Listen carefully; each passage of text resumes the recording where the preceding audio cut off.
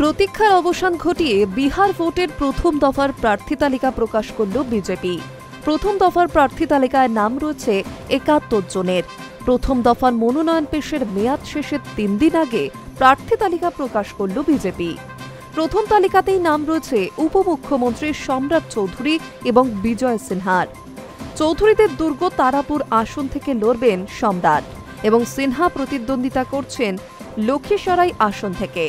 তবে বাদ পড়েছে স্পিকার নন্দকিশোর যাদবের নাম।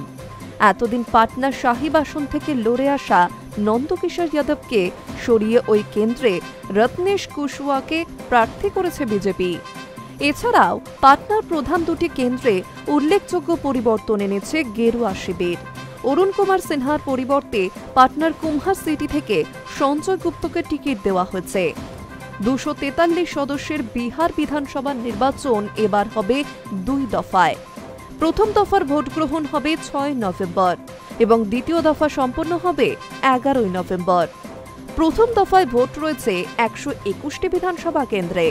প্রথম দফার মনোনয়ন জমা দেওয়ার শেষ তারিখ ১৭ অক্টোবর। মনোনয়ন প্রত্যাহার করা যাবে ২০ অক্টোবর পর্যন্ত। Hi News network.